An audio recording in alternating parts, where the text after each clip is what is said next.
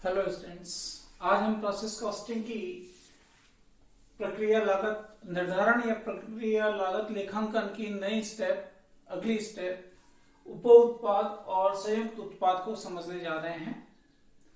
By products और joint products होते क्या हैं?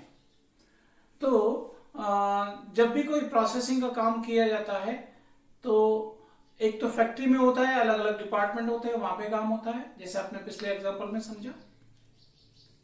अब अगर वो वृहत स्तर पर, बड़े स्तर पर अगर कोई ऐसा काम किया जा रहा है तो हो सकता है कि जो मेन प्रोडक्ट हम बनाने की कोशिश कर रहे हैं, उत्पाद करने की या निकालने की कोशिश कर रहे हैं, उसके साथ में दूसरे प्रोडक्ट भी बनने लग जाएं या उत्पादित हो जाए स्वतः ही।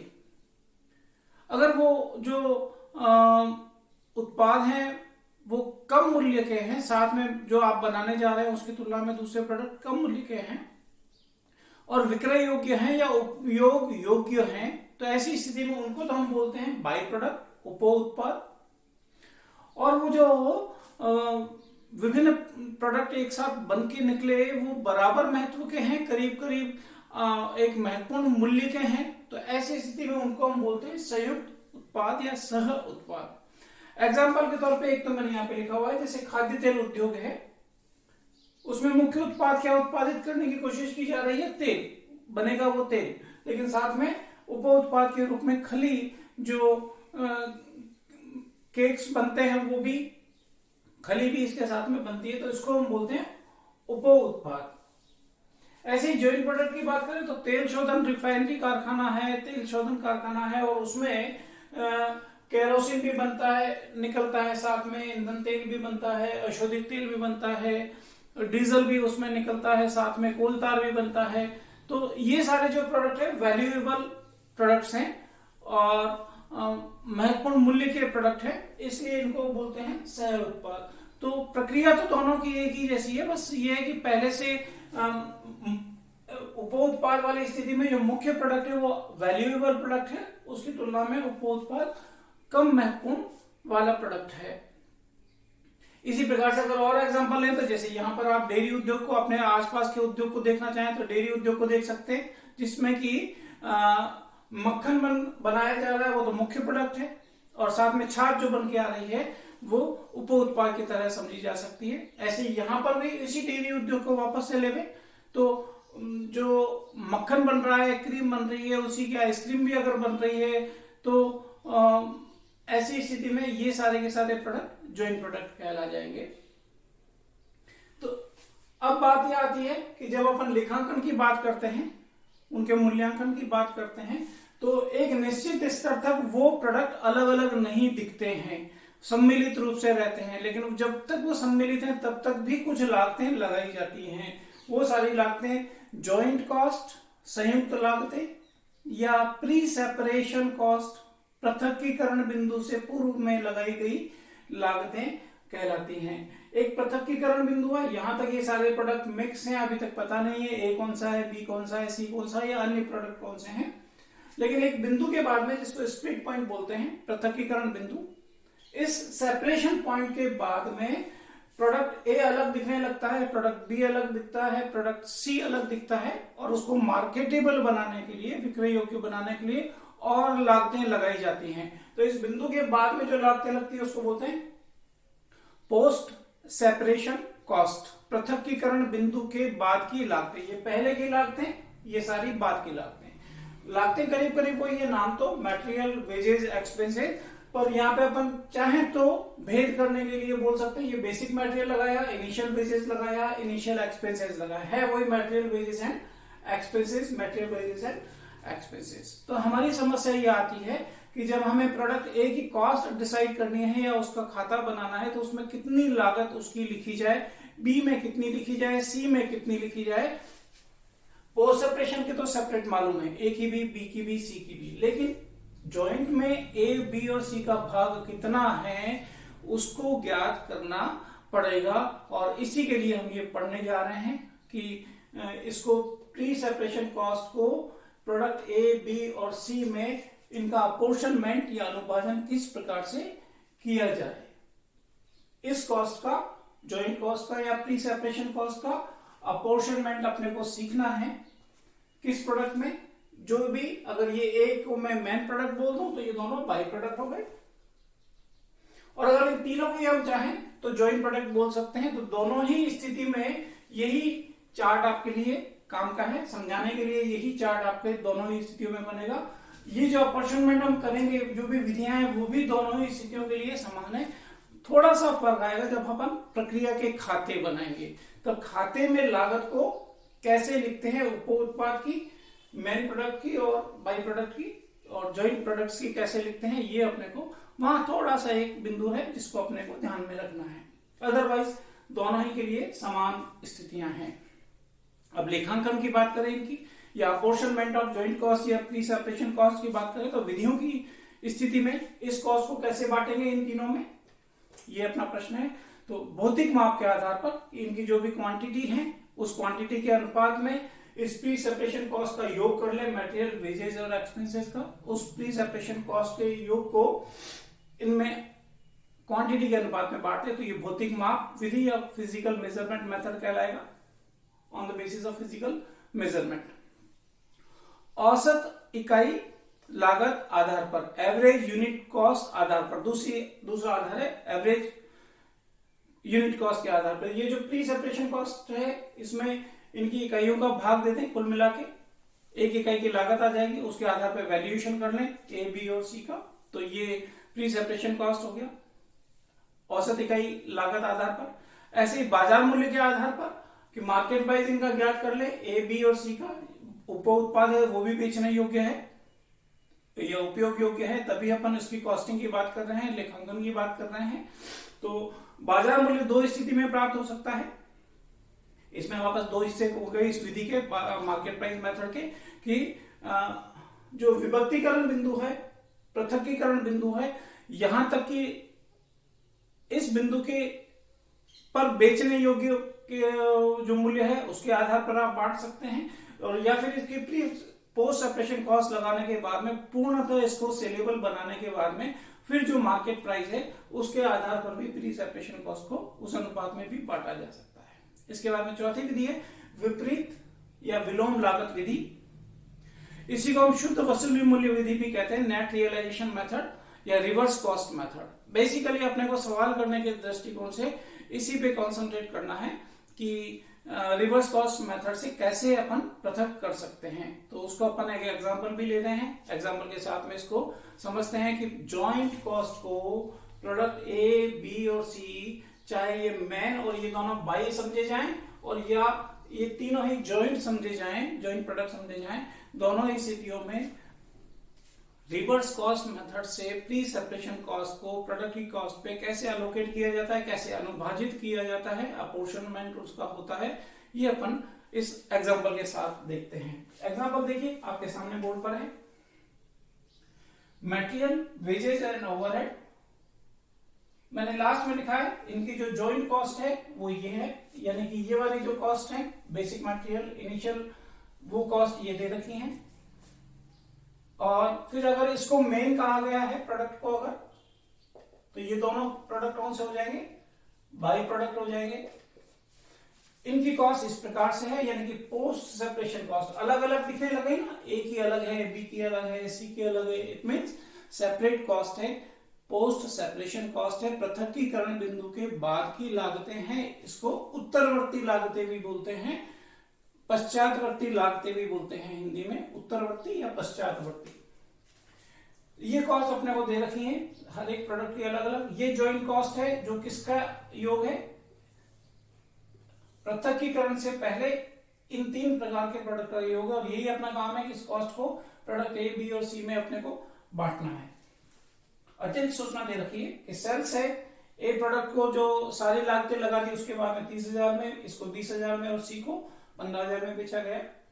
सेल्स के ऊपर प्रॉफिट, फिर वही बात जो अपने पिछले वीडियो में भी समझी थी, अगर कॉस्ट पे प्रॉफिट दे रखा है तो उसको बदल लीजिए, इस बार सेल्स के ऊपर, है ना। सेल्स पे प्रॉफिट कैसे बदलेंगे, कॉस्ट वाला प्रॉफिट इस बार किसके ऊपर चेंज करना है, सेल्स पर, percentage upon 100 plus percentage multiply by 100।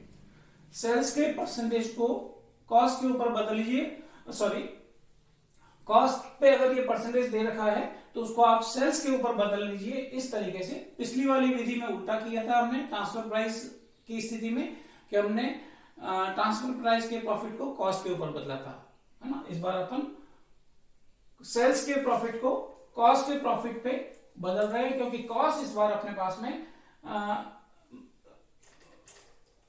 Cost के प्रॉफिट को सेल्स पे बदल रहे हैं, क्योंकि इस बार सेल्स अपने पास में पहले से है। तो इस फार्मूले का उपयोग हम कर लेंगे। कैसे बदलते हैं, तो इस विधि को अपन यहां पर देखते हैं, कैलकुलेशन इसकी कैसे की जाती है। सबसे पहले आप ये कीजिए,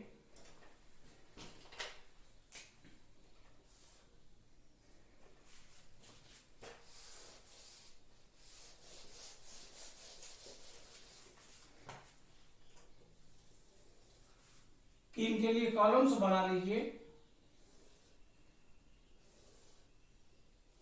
यहां पे अगर ये जॉइंट प्रोडक्ट है तो तीनों को एक साथ ऐसे बता दीजिए कि ये तीनों जॉइंट प्रोडक्ट है, ए बी एंड सी।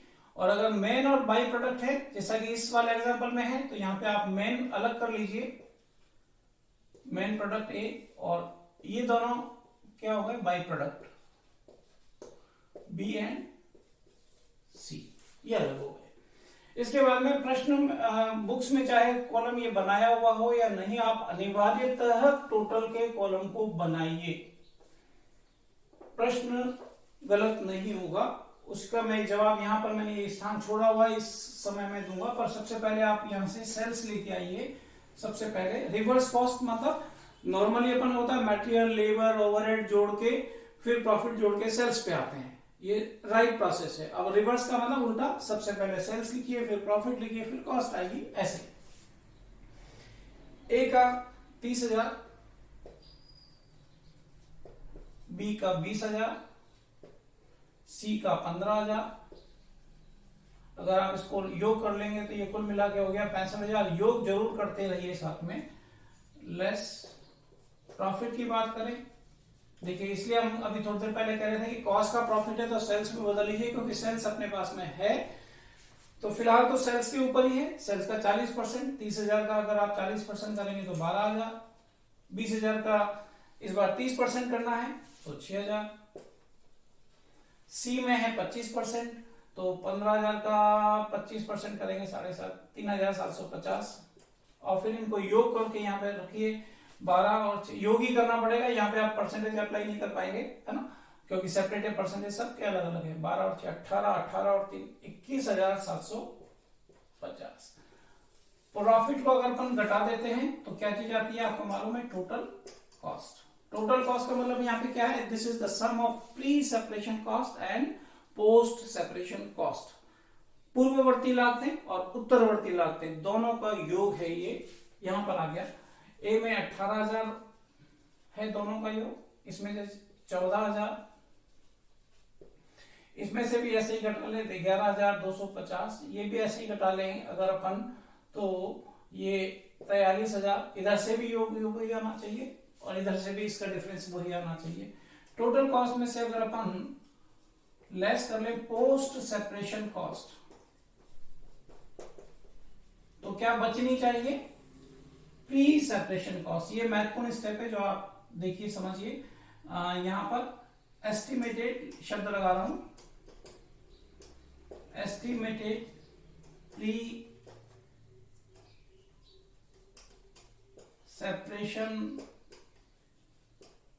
कॉस्ट, ये आ जाएगी। यहां पर मैं ये लाइन केवल समझाने के लिए खींच रहा हूं कि ये वाली चीज ये है और ये वाली चीज ये है। पोस्ट सेपरेशन कॉस्ट योग कीजिए, ये पोस्ट है ना, जो सेपरेटली फॉर प्रोडक्ट लिखी हुई है वो सारी पोस्ट हैं, इनका योग यहाँ पे जाना है। इसका योग है, आप कर लीजिए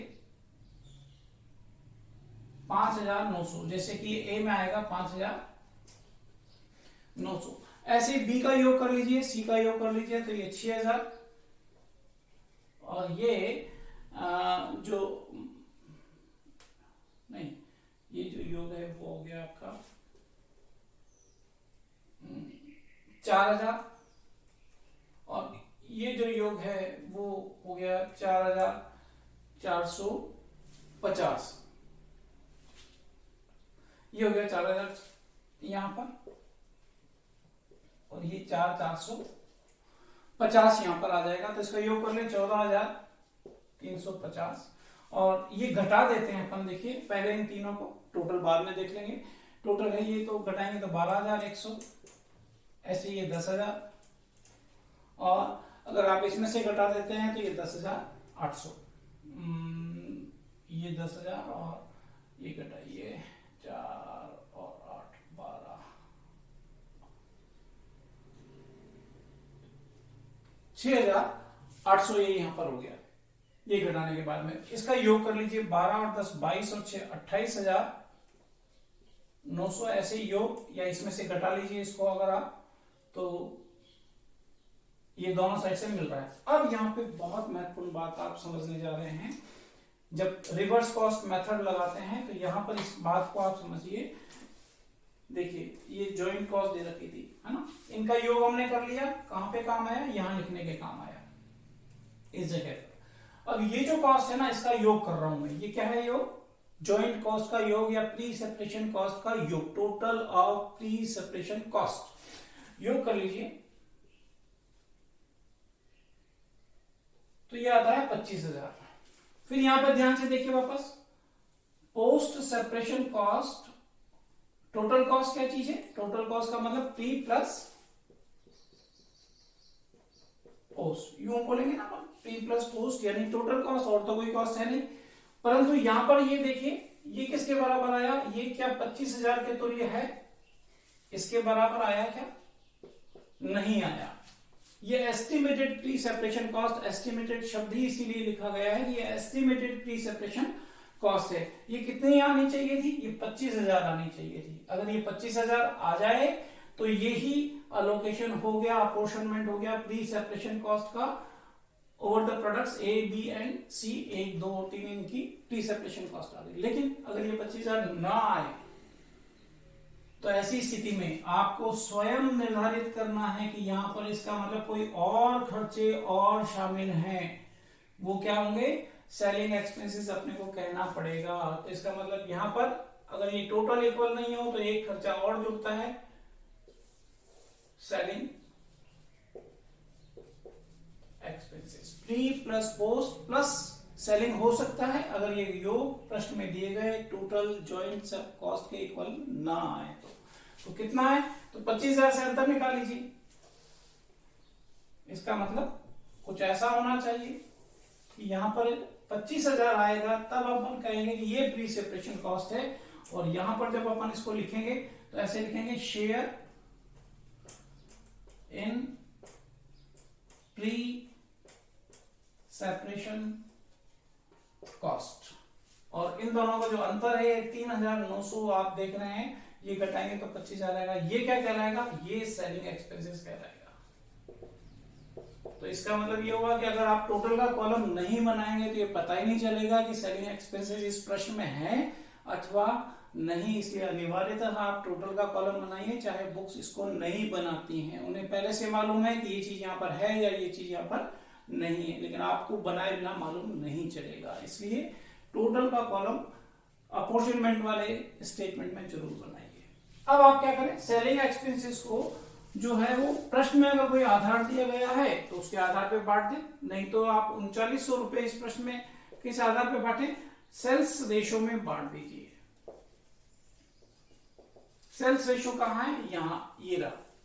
इसको मैं लिखूं तो मेरे तरीके से लिख रहा हूं, 30:20:15 में बांटिए और इनका योग नीचे लिख लीजिए 65। तो ये जब कैलकुलेशन करेंगे तो ए की आ जाएगी, ये करेंगे तो बी की आ जाएगी, ये करेंगे तो सी की आ जाएगी। तो इसको अगर अपन कैलकुलेट कर ले, 3900 रुपए को बांट ले अगर अपन, तो यह 1800, 1200 और 900,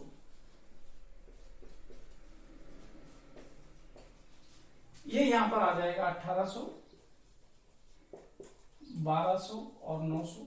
घटा दीजिए तो ये तो आ जाएगा 5,900, 1200 इसमें से घटा दीजिए तो 8,800, और 1800 इसमें से घटा दीजिए तो 10,300, इसका योग 25,000। तो ये हो गया 25,000, यहां से मैच कीजिए, ये रहा, और ये इनका बंटवारा इन तीनों में, ए बी और सी में, यही अपन कर रहे थे। इस 25,000 को ए बी सी में कैसे बांटे, तो ये बट गया रिवर्स कॉस्ट मेथड से, चलिए अपने आप बटेगा। इस प्रश्न में नहीं है, परंतु मैं अगर और कोई प्रश्न हो तो मैं आपको प्रोसेस एक बार बोल देता हूं कि अगर ये मिसिंग वैल्यू है तो कैसे करेंगे, इन तीनों का योग करके यहाँ पे निकाल सकते हैं। अगर ये योग दे रखा है और ये मिसिंग वैल्यू है तो कैसे कर सकते हैं, इन दोनों के योग को इसमें से घटा दीजिए, है ना। तो इस प्रकार से जो वैल्यूज आपको पहले से मालूम है वो इस स्टेटमेंट को पहले से प्रिपेयर करके इसमें भर दीजिए। बैलेंसिंग फिगर जो है वो टोटल और सब्ट्रैक्शन के आधार पर, योग या घटाने के आधार पर अपने आप ही ज्ञात हो जाएगी। अगर कोई मिसिंग वैल्यू है तो वो ज्ञात की जा सकती है इस तरीके से, है ना। फिलहाल अपन आगे बात करते हैं, खाते की बात कर रहे थे अपन। तो यहां पर अगर अपन मेन प्रोडक्ट की बात करें तो अपन सबसे पहले बनाएंगे मेन प्रोडक्ट ए अकाउंट। यानी इसका मतलब ये हुआ कि जब हम इनिशियली प्रोसेस चला रहे थे, स्टार्ट किया था हमने, तो यही सोचा था कि मेन प्रोडक्ट बनेगा।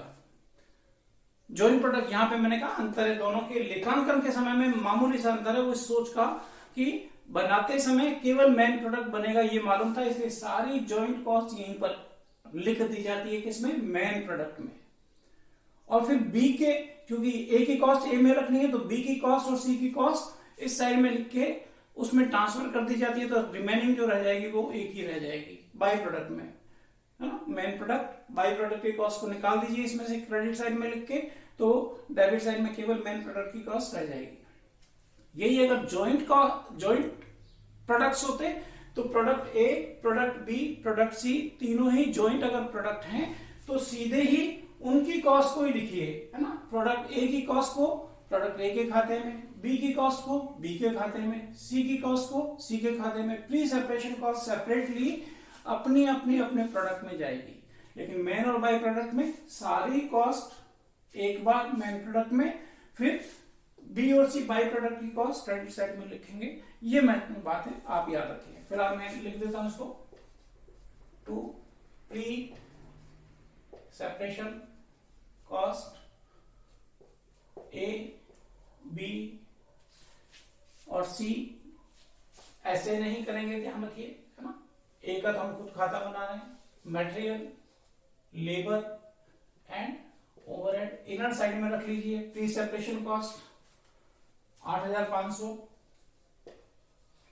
9,000 लिखना ऐसे ही है, 7,500, इनका योग 25,000। यहां पे अपन ने योग को आउटर कॉलम में लिख दिया। ऐसे ही प्री सेपरेशन कॉस्ट ये सारी आ गई। अब इसमें से सबसे पहले मैं यही समझा देता हूं, क्योंकि ये मेन प्रोडक्ट है तो इसका तरीका लिखने का ये हो जाता है, बाई प्रोडक्ट बी अकाउंट, कितनी, ये share in pre separation cost पे, बी का कितना है 8,800, बाई प्रोडक्ट सी अकाउंट, ये कितना है 5,900। तो ध्यान से अगर आप देखें तो इस योग में से इन दोनों को घटा देंगे अगर अपन, तो 10,300 बच जाएगा। तो प्री सेपरेशन कॉस्ट रह जाएगी मेन प्रोडक्ट की, ऐसा करने पर। तो सबसे पहले तो ये लिखिए, फिर इसके बाद में पोस्ट सेपरेशन कॉस्ट जो है वो अलग अलग उस नाम से बताइए। मटेरियल अकाउंट, टू लेबर या वेजेज, टू ओवरहेड। एक ही ए में लिखेंगे, एक ही प्रश्न में दे रखी थी जो, यहाँ पे ये मिट गया है, परंतु ये दोनों में पहले लिख लेता हूं, 1900 और 1500, और ये जो था वो था 2,500। तो इस प्रकार से ये कॉस्ट यहां पर बता देने से, प्रदर्शित कर देने से, यहां पर बाई प्रोडक्शन कॉस्ट आ जाएगी बैलेंसिंग फिगर के रूप में। तो ये योग कर लीजिए, इस योग में से 30,900 जो योग आ रहा है, इस 30,900 में से ये दोनों कम कर दीजिए, 9 8 17 17